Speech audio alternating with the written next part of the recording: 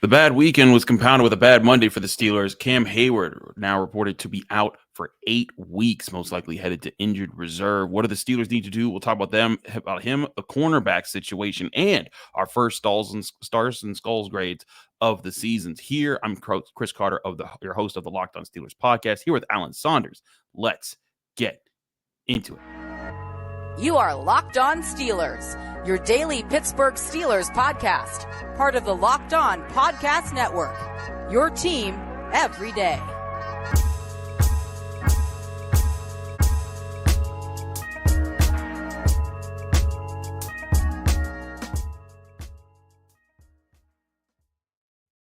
Hello, welcome to the Locked On Steelers podcast. I'm your host, Chris Carter, bringing you your daily dose of all things on the Pittsburgh Steelers. As always, you can find this show on your favorite podcasting apps and on YouTube. Like this video if you enjoy it. Subscribe to this YouTube channel to get all of your daily Monday through Friday episodes, as well as our bonus content. Thank you for making the Locked On Steelers podcast your first listen every day, because we're your team every day. And today's episode is brought to you by Prize Picks. Prize Picks, the easiest and most exciting way to play daily fantasy sports. Go to prizepick.com/LockedOnNFL and use the code all lowercase LockedOnNFL for a first deposit match up to $100.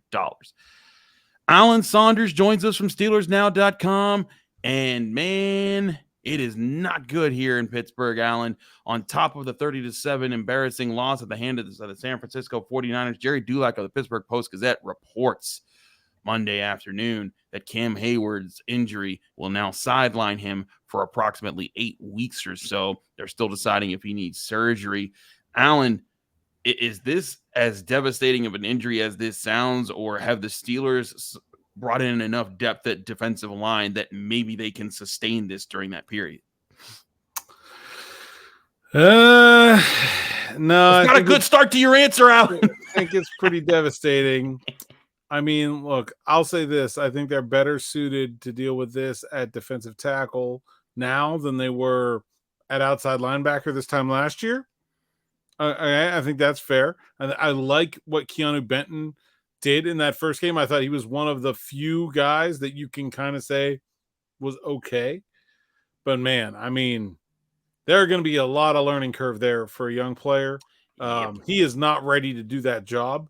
It's not fair to him to ask him to do that job, but they're going to have to. There's no one else. DeMarvin Leal, love the player. Think he's a lot of fun. Just not big enough to do Cam Heyward's job in a down in and down out kind of way. I assume he and Larry will continue to share time. Larry Ogunjobi also not fully healthy. DeMarvin Leal also not fully healthy. Pulled his tricep or whatever. So yeah, you've got three. You're looking at one Keeanu Benton and then Mont Adams and Isaiah Loudermilk, and you can assume Breiden Fehoko is coming up from the practice squad. But what looked like the team's deepest position 2 weeks ago at the end of training camp now is a crater, and it's hard to say that's anything short of a disaster. And that's where I look at here is that beyond just Cam Heyward, like you said, Larry Ogunjobi obviously was not 100%. He hasn't been. He didn't even play in the preseason, and he didn't look too great out there. Practice last week. Yeah, that too. Like, there's just a lot of stuff there. DeMarvin Leal injured and trying to deal with it. I do think that Breiden Fehoko, and you and I have talked about this. Like, I get that the idea that Montravius Adams can play multiple roles and all that, but Sunday, and we'll get into this later with my grades or stars and skulls that'll be coming up later. Sunday, they needed a run stuffer. They need someone who could at least hold the line of scrimmage, and he couldn't. And Montravius Adams was getting bullied all over the place. I have to think Fehoko would at least have held down his ground a little bit better than Adams would have, and I still think that's a roster mistake on the part of the Steelers as far as how they're handling it. Yep, I agreed. I thought so at the time. I wouldn't have cut him. I think he'll play this week. I think he might start. Like he might have to. Not to there's nothing else that you need to worry about in terms of stopping the Cleveland Browns other than Nick Chubb. They won that game against the Bengals, but did you see Deshaun Watson's stat line? It was worse than Kenny Pickett's. Yeah. Just stop Nick Chubb and you got yourself a game. But man, I don't know how you can feel confident in that given what just happened with Christian McCaffrey and now the injury news on top of it. Just devastating. It is truly devastating. That's going to be a big thing moving forward for the Steelers, is addressing this defensive line.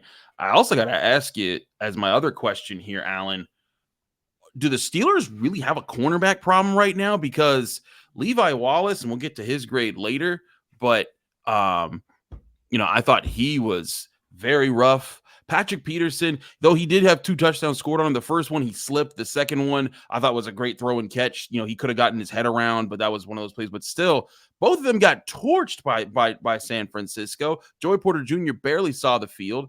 And now all of a sudden you're asking 2 places where you thought the Steelers actually had some depth, defensive line and corner. It looks like they're hurting at those positions. I'm not sure I thought they had depth at corner. Brandon Ayuk, 8 catches on 8 targets, 129 yards and 2 touchdowns. Yeah. That's like a good day for like a whole receiving core. Yeah. I thought Levi Wallace was not good. I thought the Steelers were you could almost see the focus of the defense being distracted by their inability to stop the run. Yep. When you can't stop the run, then you're worried about the run, and then you get beat with the pass too. And you get in tough down and distance situations to defend. And so were the 49ers behind? The only time the entire game the 49ers got behind the sticks is when they got penalized on offense. That was it. That was the only time. Yep. So, you don't even really get to do any of the things that you're trying to do as a defense. Like the whole point of what you're trying to do a defense is to get a team to 3rd and long and then execute your plan. The Steelers never even got to the second part there. They never even got to 3rd and long. And that's one of the reasons why Joey Porter never played. I think he was going to play if they got into those nickel obvious passing situations. However, the 49ers never needed one. There was not an obvious passing situation the entire game, because the first time they got to 3rd and long, they were already up 17 points. And so I think that there's some serious changes that need to be made to what the Steelers did on defense in that game. It was not good enough. I think, we talked very specifically about the mix and match nature of what they're doing on defense with the 3 safeties, with the multiple options at slot corner, with the multiple options at inside linebacker. And I think there is going to need that there was some trial and error there where it was like, we have these pieces, we like what these pieces can do. How do they hold up to a stress test? And the answer was not very good in the first way that they configured. But that doesn't necessarily mean that they won't be good another way. It just means that you can't have a Landon Roberts ever be in a position where he would have to cover George Kittle. You can't leave Levi Wallace on Brandon Ayuk in like 3rd and 5, it's 2nd and 5 situations where there's too many run pass options for him to be just soloed up in one-on-one coverage. Like, they've got to find better ways to use the personnel they have, and I think they can. That's actually one of the areas where they were bad in this game, but I think they can't. Like, I feel confident that they can be better based on the players that they have. I feel like that was a failure of coaching more than it was specifically any player just like getting beaten over and over again. I did feel like the biggest issue was for a lot of these guys getting in space. I felt like they weren't able to win the basics of each play on defense, and they weren't able to kind of, like you said, they allowed the run game to break loose, which allowed the short passing game to be a factor, which allowed the long passing game to be a factor. That's exactly how Kyle Shanahan's offense works. It's not like the Steelers were surprised by it. They just didn't execute. Not one time all game do I think Kyle Shanahan did something unexpected. I don't think they called a single play that they haven't shown on film. I think every single play they ran, they've shown before. There was nothing new. There was nothing surprising. There was nothing unexpected. They just lined up and did what the San Francisco 49ers do, and the Steelers had no answer for it, and it starts with stopping Christian McCaffrey, and then not being able to do that is like a cascading series of failures through your defense, where one thing makes it hard to do something else, and then failing at that makes it hard to do something else, and it just keeps going and going.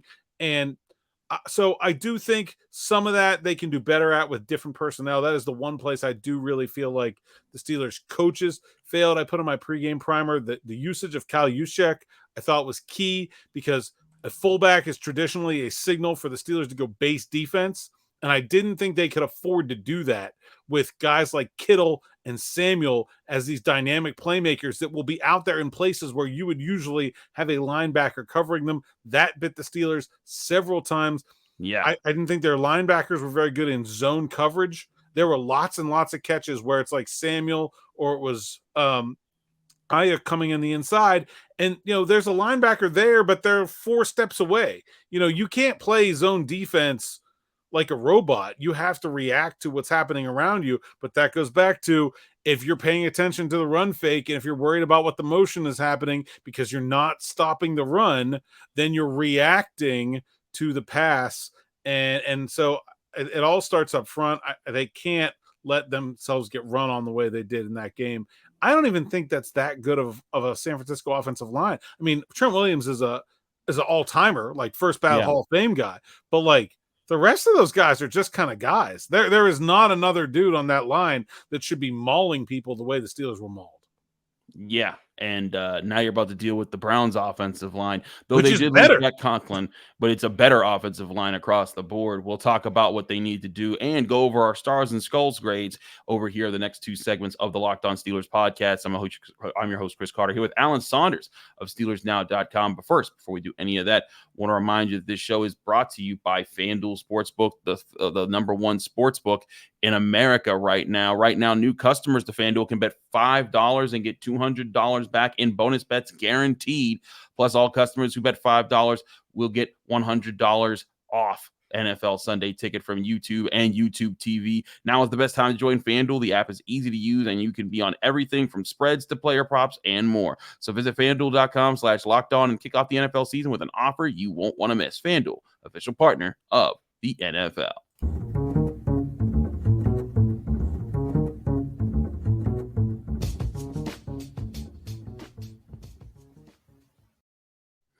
Back here on the Locked On Steelers podcast, I'm your host, Chris Carter, here with Alan Saunders of SteelersNow.com.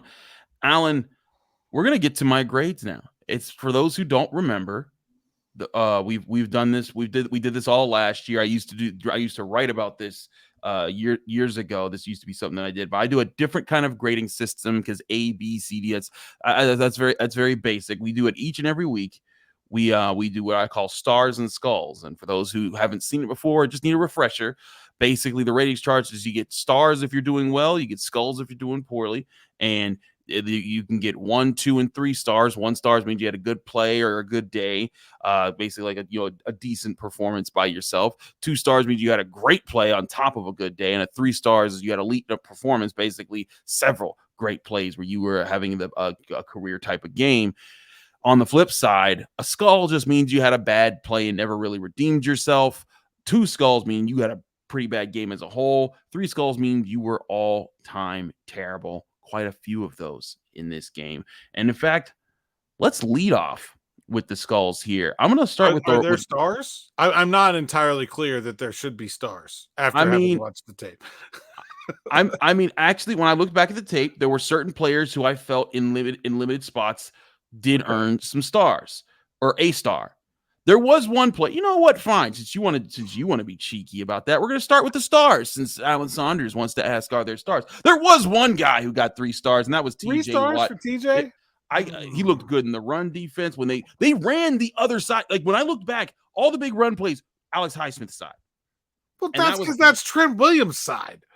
Okay, but that's not on TJ Watt. And the man had 3 sacks. When the one time they went close to him, he blew up the run play, and then he sacked the quarterback 3 times. He was the only thing that the Steelers had going for them pretty much throughout the game, which again I think shows why he's a defensive player of the year type of guy. Even when everything else is falling apart around him, he's fighting through it.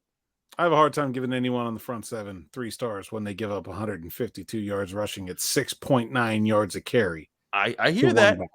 I hear that. But when I looked back, he was very good though. He was very good. He was very tough to stop, and I had a big problem with a lot of other people, as we'll get to here in a minute.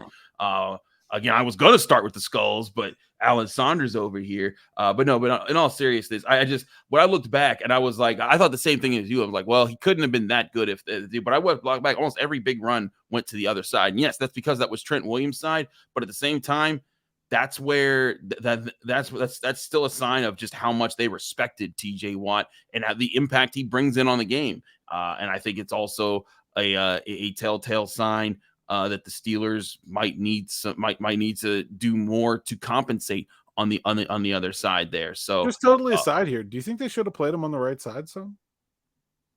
Maybe he doesn't like it, but like I think you could make an argument that he'd have done better against Trent Williams and that Highsmith could have done some of what he did on the left against side. McKivitz. I don't know. I think that's a legitimate criticism. I think they probably should have tried it at least some. They did walk him around a little bit, but I didn't see him just straight over there against Williams at all. I didn't. And I think that's something that, the Steelers, he likes to be on that side. So they put him on that side, but certainly Watt versus Williams would be an all-time matchup. But Highsmith versus McKivitz could be the mismatch that could make a difference for you there. So certainly some questions there as far as familiarity and how things played out. So let's get to the guys who I did give 1 stars. And these were, I want to put this out again. If you're getting a star, it's because you really had a good play and you never had like the bad play to kind of like counteract that, or like you really cost the team in a big way. So I gave 5 guys 1-star performances simply because they were skill players on offense who at least did something. I almost took away Pat Freiermuth's star when I look back at his run blocking because it was rough, but his touchdown catch I thought was impressive, and it was one of the few highlights on offense. Allen Robinson, I felt, was getting open. If Kenny Pickett throws it to him more, he does more. Deontay Johnson, his catch and run, I thought was impressive. He was another guy. If he gets thrown the ball, he was open a ton. They could have changed the game by themselves if Kenny Pickett's on target. So I guess not by themselves, but you get what I'm saying. If they get the ball, they could be the difference makers that could have changed the tone of that game. And even if the Steelers don't win the game on Sunday, they're at least we're probably thinking about this and talking about this in a different light because they at least put up a better fight. So they did something. I also put Darnell Washington in there because I actually think he was the best blocker the Steelers had in this game with the way that he was able to put down Nick Bosa and keep pushing there. And then I give Najee Harris a star because his one run was the only thing that really sparked the offense for a drive. I mean, I thought they were pretty much just giving up at the end of the first half there. And they were, when they were running on 3rd and 1, he pops off a 24-yard run that also gets a penalty tacked onto it, and then he hits there. But Alan, am I being too generous to some of these skill players? Yeah, I think I probably would have a hard time giving Pat a star because, I mean, the run blocking was quite bad. And I mean, he was spinning around, and I was like, there was that drop where he kind of slipped, but it was definitely a drop still on 3rd down. Maybe that was the 3rd or 4th offensive drive. I'll add a guy though. Okay. Anthony McFarland. 2nd in the league after week 1 in kickoff return average and had 2 nice catches, one of them for a 4th down conversion. That's actually a very good point. I often forget specialists on these. And in fact, I did forget specialists because I forgot to put Presley Harvin with some skulls up in here. So, but I'm such a scrimmage watcher. I special teams is something I just so don't care about when I'm evaluating tape. So I often forget those things. But Anthony McFarland, retrograde, will get a star because at one point, until TJ Watt was starting to get sacks, I was like, man, is he like the best player on the team or something? Because he was the only thing that you could really smile at if you were a Steelers fan, in this situation. But again, with the 1 stars, I kind of felt with you on Pat Freiermuth. I went back and I was like, yeah, I weighed the touchdown catch a little bit harder than the drop that he had. But certainly there were certainly questions as far as what he was bringing to the table, and something that the Steelers are going to have to see if they can work around, because if you can't just if Darnell Washington can't be your number 1 tight end eventually because you got Pat Freiermuth, you need Pat Freiermuth to at least block somewhat so that you can work around it. But that also just like he got hurt, and so he didn't have that many reps, and so I think that makes it hard too, right? Where if he had more volume, maybe it would be a little bit easier to grade him, but it's tough because he only played like half the game. That is very true. All right. Let's get to our 1 skull grades. We're going to get to our 2 and 3 skull grades after the break, but I want to start with my one skull grades here. And this is just from what I was able to glean, guys that I thought had bad plays, maybe weren't the worst all time here, but certainly didn't contribute in a positive way. I start with Alex Highsmith.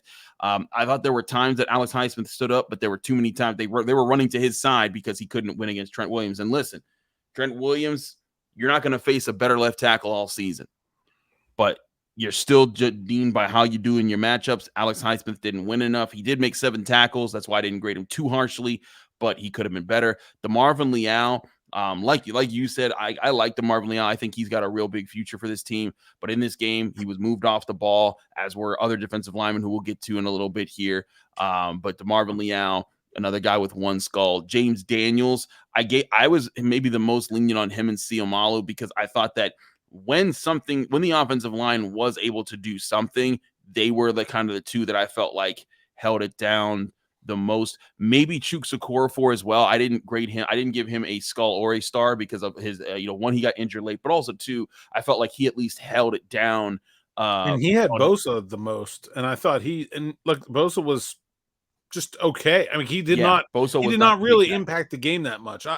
In fact, you maybe could make an argument for Chuks getting a star based on that, but he certainly I thought was the best of the Steelers offensive linemen. So I'm in lockstep with you there with Chuks as the best, and then Daniels and Seumalo, and then we'll get to the rest. We'll get to the rest there. But other guys on the defense that I gave skulls to, I gave Minkah Fitzpatrick a skull. One, because of the blitz that he missed. If he brings Brock Purdy down in that situation, which he knows he should have, he took a bad pursuit angle, a target in the front shoulder, allowing Purdy to spin out. If he at least makes that play, it changes a little bit of the game, and at least adds something there. Now, part of this was also, I think the Niners did a very good job staying away from Minkah Fitzpatrick when it came to the pass game, but still, he had a mistake and didn't really get a chance to redeem himself. Impact on a game, maybe I can remember, and it's not like there were mistakes, but the least positive impacts in a game I can remember since the Steelers have acquired Minkah Fitzpatrick. Yeah, where it was like you forgot he was out there, and that's not good for a guy who should be your all-pro and one of the best players on the defense. Absolutely.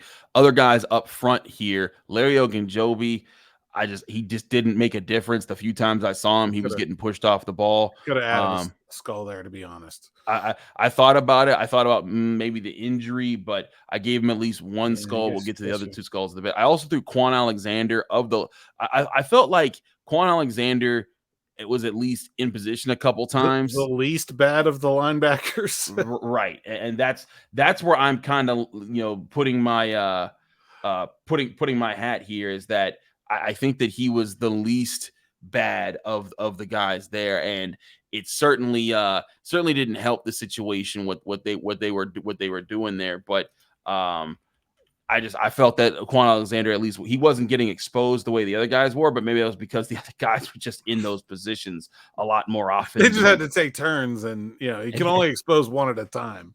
Right. And it just worked out that way. But yeah, all in all, still, Alan, we're not saying these are good things for them to get one skull. This is just who gets spared the least in this situation. Who got 2 skull grades and 3 skull grades? We'll go over those grades in a minute here on the Locked On Steelers podcast. I'm your host, Chris Carter, here with Alan Saunders of SteelersNow.com. But first, before we go anywhere else, we want to remind you this show is also brought to you by Prize Picks. Now, Prize Picks is daily fantasy made easy. All you have to do is bet money, and you can win up to 25 times your money this football season. All you have to do when playing Prize Picks is select 2 or more players, and for their stats on the day, you'll see a projection, and all you have to do is say, will they get more or less than those stats?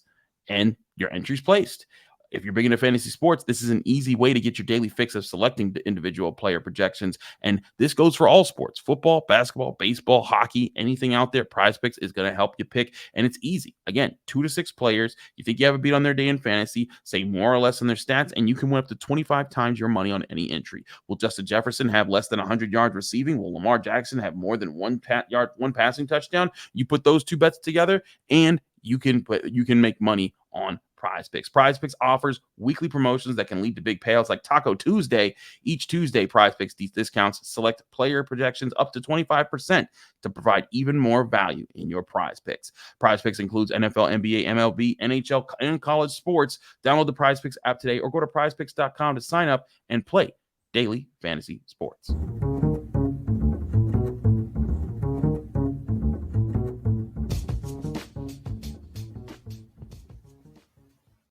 Back here on the Locked On Steelers podcast, Chris Carter, Alan Saunders of SteelersNow.com. Alan, we're going to continue with our grades here, and it's not going to get kind to too many people around here. We're going to start with 2 skull grades. I start with this. I lean on cornerback Patrick Peterson. The only reason I don't give him 3 stars is because he had those 2 breakups over the middle. He at least showed up at times, but still giving up 2 touchdowns. Didn't have the interception that he talked about on his All Covered podcast. Not that you get judged for what you say on podcasts before a game, unless you come on Locked On Steelers. Then Patrick Peterson gets 3 stars. But in all seriousness, the man can be bought. You heard it here first. Yes, he can. My grades are very subjective to what you do for my show. But in all seriousness, I thought he had a rough one, as did DeMonte KZ. I also of the linebackers, I had a Landon Robertson, Cole Holcomb, both with 2 skulls. Mason Cole and I did not mean to put Chuks Okorafor in here on the 2 skulls. I apologize. That's a holdover from a previous 2 skull grade. So that is a mistake on the screen that you're seeing right there. But bottom line, I was looking at Cole as your center, having a 2 skull grade. There's another offensive lineman coming very shortly. KZ is a safety that you add there. Peterson is your corner, and your 2 linebackers being Holcomb and Roberts. But don't worry, Alan. There are plenty of guys going in the 3 skulls. Yeah, I mean, I could have moved a couple of those guys up. Like I think I probably would have given Holcomb 3. I don't think he did anything well. I thought it was just a miserable game. Roberts had 1 good play. Actually, he had a couple. Like, he had a couple nice run stops. I feel like he at least showed something, even if it was overall pretty negative. I didn't think Holcomb did anything at all. Yeah, not good. Patrick Peterson, you kind of got to give the first one a bit of an asterisk with the slip and fall. And by the way, yeah, I mean, we'll get there, I guess. But like, yeah, I think that's pretty fair overall. I think, again, maybe you could add 1 to Holcomb there, but I think he's the only guy there that was just miserably bad. I mean, the rest of them at least had some kind of positive. Now we have our new one up without Chuks Okorafor. That was one that I think I just left holding over there because Chuks again. I think he held it down as best he could there in that situation. But again, yeah, I thought also on the offensive line, I felt Mason Cole got beat way too much up the middle. There were times I felt that Isaac Seumalo couldn't do his job or didn't do his job because he was trying to compensate for Mason Cole getting beat. I thought that was actually the problem with the first sack of the game when Kenny Pickett got sacked on 3rd down on the opening drive. No. I'm mixing up my plays. There was a play where Najee Harris got destroyed on a 2nd down run where the Steelers got a 4-on-4 hat on a hat situation, and Seumalo could have climbed to the 2nd level to get Fred Warner, who ended up blowing up the play in the backfield, but he ended up having to kind of sit on the line to help Mason Cole, not allow A-gap to be completely compromised because he just got beat really bad. And because of that, Fred Warner was able to push his way in, and he just hit Najee Harris in the backfield before he even got started. Mason Cole. And again, that's why I kind of gave Seumalo 1 skull, because I thought his mistakes were more so trying to make up for other people's bigger mistakes. But that's where I just had it here. Alan, I do wonder if how quickly we will see an upgrade from the Steelers offensive line and how they play. We're not going to see one if Chuks doesn't play this week. He's in the concussion protocol. And those 4 snaps with Broderick Jones in there, not that Broderick Jones was bad, but they did not go well at all. I think that's a good defensive line for one. And I think they were in a really bad situation from the beginning. Like, when you go down that much that fast, it really limits how much you can do on offense. I'm not totally out on the idea of this offensive line being a lot better than we saw in this game, but it was certainly very discouraging to see, especially from like Cole, who I think was much, he was better last year than he played in week 1. That's not what you want to see. I thought, well, we'll get there, but he was not the only one that comes to as well. No, certainly. And let's get to the three skull grades here, because there's probably a lot of names people have been wondering, where's this guy? Where's this guy? Well, get ready. They're most likely on this list here, right at the top of the three skulls. Well, I guess technically not at the top, but he's my second name I listed here, but he's really the most important one. It's Kenny Pickett getting a 3 skull grade. Alan, you and I were talking about this game afterwards, before we, just Sunday night, just after the game, thinking about things. And I felt like this might be Kenny Pickett's worst game ever. Like, not just in the NFL, but the worst I've seen him play, even when he was at Pitt. I don't think I've ever seen the combination of missed reads, bad throws, and poor pocket presence evolve. Like I can think back to some of those Pitt games where like his team was just outmatched and he was kind of running around trying to make things happen, and it didn't really work very well. And that's one thing. I've never seen him miss a slant by 3 yards ever. Like, and he's not this like fine, accurate, like super precise quarterback, but he throws a pretty catchable ball. Like, he generally hits his target. Like, whether or not it's like exactly the perfect place for the ball to be, he gets it onto the guy. He was not doing that. Not with any kind of regularity. He looked rattled. He didn't look confident. There were times where he was going through his progressions. I thought like he would leave guys too fast. The interception to Deontay Johnson, he's on him, he leaves him, and then he just kind of blindly throws it back to him. I didn't understand that. Allen Robinson was more open on the other side of the field. It didn't seem like he was seeing the field very well at all. And I didn't think San Francisco was super tricky. I mean, it was a ton of cover 3, and they didn't take any shots. Like, all that cover 3 they played, and there was one downfield ball to George Pickens all game. Like, you have to think, if it's going to be cover 3 like that, at some point you got to try to stress it, and they never did. So I thought Kenny was like risk averse. He was, sometimes he would hold on to the ball, sometimes he would leave the pocket too, or I don't know. It was just an all around mess of a performance by Kenny Pickett. I agree. That's why I gave him a 3 skull grade. And hey, I broke it down on my post game show that I did. I felt like when I looked back at the tape, and the more I've looked back at the tape, I posted a whole thread on Twitter of his third down passing attempts in the first half, and all of them there were open guys, sometimes more than one, and very reasonable situations, and before any pressure could impact his line of sight or what he should have just continued doing. So got to give a 3 skull grade to Kenny. I think the only other time I gave him a 3 skull grade was the Miami game last year. So that's you hope he doesn't repeat that if you're the Steelers there. But other 3 skull guys, I got to lead off with Levi Wallace. Man, that was as bad of a showing as I've seen from Levi Wallace. And Levi Wallace has been, I think that what he really brought to the table for the Steelers when he kind of did well last year was he was constantly in position. So even if you got the ball past him, it was a tight passing window. He made it hard on the quarterback, and when it was thrown in his direction, if it was an errant pass because they were trying to fit into a tight window, he made a play on the ball, and that was something he did. He was never creating a tight window anywhere in this game, and I felt that was the biggest problem. I put on Twitter last night a play. It was maybe like a 10-yard in route to Brandon Ayuk, and I froze it, and you can see Ayuk's running past him to the inside, and Wallace's eyes are just in totally the wrong place. Yeah. And that's kind of what I was talking about with that, like when you're not stopping the run and then you're looking at play action, now it's harder to stop the pass. And I think that's what happened to Levi Wallace a little bit, and that the Steelers, I think he was the guy that was most affected there, but that was a very poor game for him. Not impactful in a positive way at all. Totally agree with the 3 skulls. Thought Keanu Benton, you can say a lot of the same things about, just was never, they played a lot of that 3 safety nickel. It was never a difference maker. And the idea there is that they're freeing up Minkah Fitzpatrick to make plays, and he never made any. And that's, Keanu Benton's job to come in the game and do that. He was too deep on that same play and didn't come up to make the play in time. Lots and lots and lots of bad from the parts of the inside of that defense.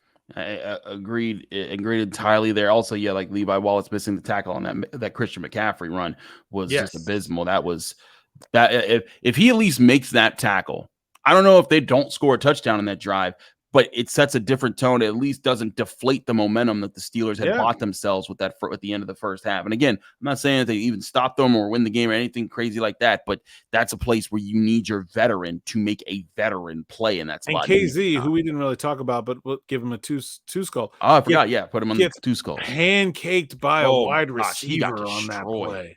Yeah. It was rough for this. It was rough. You can't have that. You can't have that. I also threw Keeanu Benton in the three skulls. I looked back. KZ was at least in position a couple times when I was looking back at tape. You know, that's not worth a whole lot, but it was worth at least not being a three skull. I don't think I saw a time where Keeanu Benton looked like he was in the right place, or at least contributing something in the right way. And that's alarming. Now, again, new veterans all fitting together. Maybe there's just time and the chemistry needs to grow, but it was still pretty rough, and I put him there. I also threw both Montrevious Adams and Isaiah Loudermilk in the three skull department because they were just both getting shoved off the line of scrimmage, and I didn't see them really contribute much different. I'm right with you on this. Breiden Fehoko needs to be on this D line, man. I thought it from the jump, but you said it you and I both talked about this all throughout training camp. Why isn't he just getting more chances here? I think that they'll have to do it now because of Haywards' injury and maybe Leal's injury and all the things that are going on, but you need your depth on the D line to stand up and not allow the run to break loose as many times as it did, and none of that happened. That's why these guys ended up on the three skull list here. Yeah, it was bad all around, and I think Adams especially was he was a guy that didn't play that much last year. And they kind of used him as that exclusively that nose tackle. And I can remember a couple of those games where they needed him to do more, and it didn't work very well. 34 snaps in this one of the worst games I've seen for him. He can be that role player, but he has proven that he cannot be the guy to elevate his game. That's why I think it has to be Keeanu Benton to replace Cam Heyward going forward. I agree. Keeanu Benton. I spared him from any skulls because I thought he was actually pretty good. If you were feeling very generous, you could have given him a star, but I almost did. I was feeling like it, but then I also went back and looked at how many rushing yards, and the generosity is not a strength here with that many rushing yards against the defense. Look, at least nobody got a bus ticket like we gave to Marcus Allen last year. Though George Pickens, he could have had a star if he wasn't a bonehead with his penalty at the end of the game, because he at least made plays and wasn't a bad factor on anything. And he even had a good run block on Najee Harris's big game. But there, my last 3-star here that I haven't mentioned, people are probably wondering, where is this guy? But it's Dan Moore Jr. Look, I'm not saying Broderick Jones would have done better at left tackle, but man, I thought Dan was looking lost in the sauce. And it wasn't even Bosa that was the problem. It was just that's overall the big problem there, right? Yeah. Is that it was just bad. It was all bad. It was one of the worst games he's played in a long time. And I thought he was so good in the preseason. My expectations for him had really come up. I thought he was one of the most improved players from 2022 to 2023 in training camp in the preseason, and just miserable in this one. Well-deserved 3 skulls here for Dan Moore. And I don't know, if he has to play right tackle, things could get real squirrely here against Cleveland on Monday night. I need to add a 3 skull, though. What's the 3 skull? I got Mike Tomlin. If I ever put coaches on here, he and pretty much all the coaches would be here. Two reasons, though. One, they were flat. There was no energy from the very beginning of this game. You remember that game in Cincinnati last year when he gave them all black Air Forces, and that was a team that came into that game determined to win it. I never felt that energy from this team in week 1. Never felt it. And 2, you can't wear the wrong cleats in your own stadium, man. You just can't do it. You can't do it. It can't ever happen. It's inexcusable. I don't understand. I didn't understand how that went down. I know one thing that Pitt does, and it's crazy to say this, Pat Narduzzi does. He has those guys scrimmage at Acrisure Stadium, then Heinz Field, several times leading up to it. So if there's anything they need to adapt, they'll adapt. But the Steelers didn't. That is on Mike Tomlin. And something that I said, I thought the Fehoko situation was on Mike Tomlin. I felt like coming into the game, their energy seemed the right way. They were saying the right things outside of Patrick Peterson on his podcast. I thought Kenny Pickett was approaching things the right way, no, and I did all right up until game day. Right up, and then when they took the ball first and said we're giving our offense the ball, I thought that was a big vote of confidence to say offense, go do it, and then they just fell apart immediately, and that's where I thought that things went well. But I don't disagree with you that I don't think I did a whole thread on Twitter about how I'm not like the play calling is not the issue on offense right now, the execution is, and still execution does come down to both players and coaches making sure the players are looking at the right things. Now, what we'll tell the tale for both sides there is, does this continue? Do they play the same way against Cleveland? Is this the tone of the season? And if it is, it's going to be one of the more disappointing tones that we've seen with all the promise that we saw leading into this year, both with how they finished last season, how they added in free agency, how they added in the draft, and how they looked in training camp and the preseason. But that's, again, why I'm not so sure it lingers that long, but they cannot afford to let it linger at all at this point. No, and I think it's hard because I don't know that there's a common thread to all the things that we saw in that game. Yeah. It's not like they can fix one thing. Maybe Mike Tomlin can correct the energy and the cleats, which they did in game. But these pieces with the defense, that's more Terrell Austin's thing. Kenny Pickett, I'm totally at a loss for why and how that happened and how they can go about fixing it. I don't know.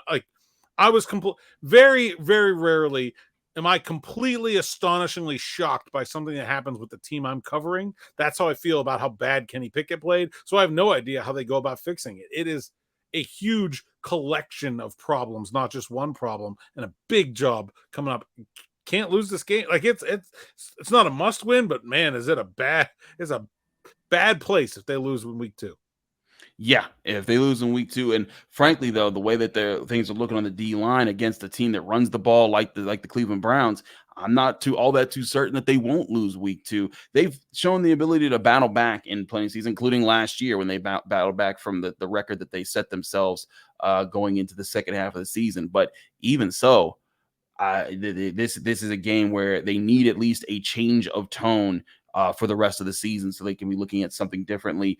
Alan, those are my stars and skulls grades. I hear you on addendums. I also would have thrown Presley Harvin in on some skulls there because he didn't have a good day punting. And I agree, if I ever did coaches, the Tomlin and basically the whole coaching staff gets 3 skulls because this was abysmal. Now, what do they need to focus to get back on it? We'll find out, because later today on Tuesday, Mike Tomlin will have his noon press conference. We'll be on hand asking questions, going over things. We'll have some reactions on the show tomorrow here, and you can find all those reactions also where Alan works at SteelersNow.com. Alan, tell him what you got coming up here. Yeah, I mean, reaction to Cam Heyward news happening right now, and all kinds of stuff. Talking about the Browns being historic. First time they're favorites at Acrisure Stadium ever. First time they're favorites in Pittsburgh since 1989. Why the Browns have been better and what's different about this Cleveland team. That's sort of going to be my focus this week. And also how the Steelers deal with all these injuries. What young guys, Omar Khan got so much credit for building up the depth of this Steelers team. Guess we're going to see how good it is.